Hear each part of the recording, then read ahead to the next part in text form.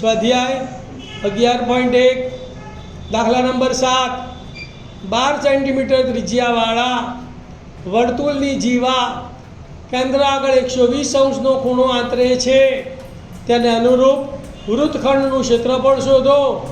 પાઈ બરાબર 3.14 અને વર્ગમૂળમાં 3 બરાબર 1.73 લો. ધ્યાન આપો ભાઈ, અહીંયા પણ તમને ત્રિજ્યા આપેલી છે, ખૂણો આપેલો છે, એનું નામ આપ્યું નથી તો આપણે નામ ધારી લઈશું. બરાબર ને? તો ધારીશું, ધારો કે વર્તુળ ઓ કેન્દ્ર ત્રિજ્યા કેટલી છે? 12 સેન્ટીમીટર ત્રિજ્યાની જીવા કેન્દ્ર આગળ 120 અંશનો ખૂણો આંતરે છે. તો જીવા AB કેન્દ્ર આગળ 120 અંશનો ખૂણો બનાવે છે. પછી આપણે દોરવાની એક વર્તુળ દોરવાનું, જીવા AB દોરવાની, એને બે કેન્દ્ર આગળ જોડતી ત્રિજ્યા બતાવી દેવાની. θ બરાબર 120 અને r બરાબર 22 અને આ જે છે એ તમારું લઘુ વૃત્તખંડ, આનું તમારે ક્ષેત્રફળ શોધવાનું છે. તો અહીં ત્રિજ્યા r બરાબર 12 સેન્ટીમીટર, θ બરાબર 120 અંશ, પાઈ ની કિંમત આપેલી છે, પાઈ બરાબર 3.14 અને વર્ગમૂળમાં 3 ની કિંમત આપેલી છે, √3 બરાબર 1.73 આપેલ છે.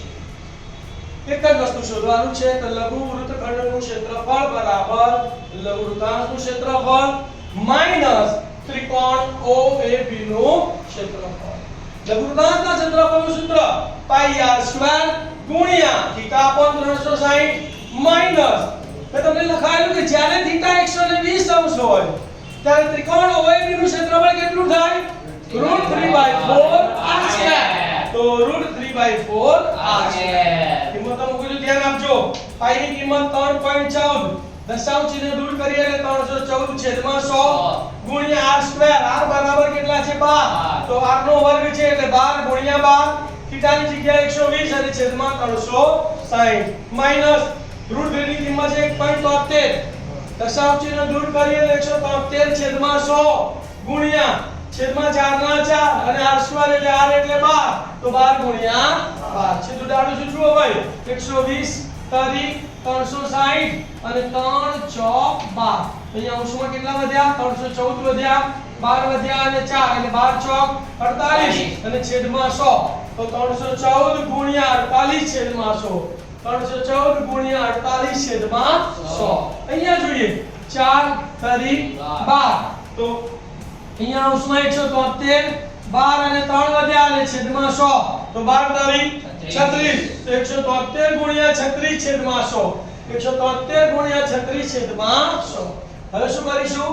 314 અને 48 નો ગુણાકાર, 314 ગુણ્યા 48 તો એકમની શૂન્ય, ચોકું ચોકું 16 નો છગડો વધી પડી 1, 4 એકા 4, 4 ને 1 5, 4 તરી 12, 12 ના 12, 8 ચોક 32 નો બગડો વધી પડી 3, 8 એકા 8, 8 ને 3 11, 11 નો એકડો વધી પડી 1, 8 તરી 24, 24 ને 25, આ બેનો સરવાળો 0 + 2 એટલે 2, 6 ને 1 7, 5 ને 5 10 ની શૂન્ય વધી પડી 1, 2 ને 1 3, 3 ને 2 5, 1 ના 1 તો 15072. અહીંયા શું લખીશું?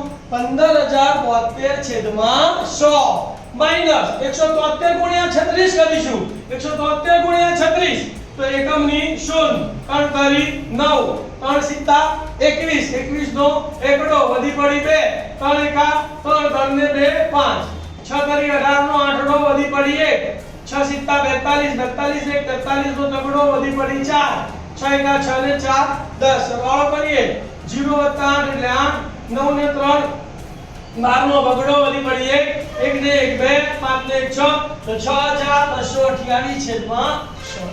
દશાંશ ચિહ્ન હવે કાપીએ. દશાંશ ચિહ્ન ના આપેલા હોય એટલે રકમને અંતે દશાંશ ચિહ્ન માની લેવાનું. 100 છે તો 2 એકમ ડાબી બાજુ ખસવાનું, તો અહીંથી 2 એકમ ડાબી બાજુ ખસે, 1 ને 1 2, તો કેટલો જવાબ આવશે? 150.72, 150.72. માઈનસ અહીંયા દશાંશ ચિહ્ન નથી આપેલ, છેલ્લે ગણી લેવાનું. અહીંયાથી પણ આપણે 2 એકમ ડાબી બાજુ ખસીએ તો અહીંયા દશાંશ ચિહ્ન આવશે, તો કેટલો આવશે? 62.28. બાદબાકી કરીએ, 2 માંથી 8 જાય ના જાય તો 7 ઉપર 10 કો એટલે 7 ઉપર 6 અને 2 ઉપર આવશે 12, 12 માંથી 8 ગયા તો 4, 6 માંથી 2 ગયા તો ચાર. 4 દશાંશ ચિહ્નના દશાંશ ચિહ્ન. શૂન્ય માંથી 2 જાય ના જાય તો 5 ઉપર 10 એટલે 5 ઉપર 4 શૂન્ય ઉપર 10. 10 માંથી 2 ગયા તો 8. 4 માંથી 6 ના જાય એટલે 1 ઉપર 10 તો શૂન્ય અને અહીંયા આવશે 14. તો 14 માંથી 6 જાય તો 8 88.44 સેન્ટીમીટર નો સ્ક્વેર. આ તમારું લઘુત્તમ ક્ષેત્રફળ આવ્યું. આ તમારો જવાબ.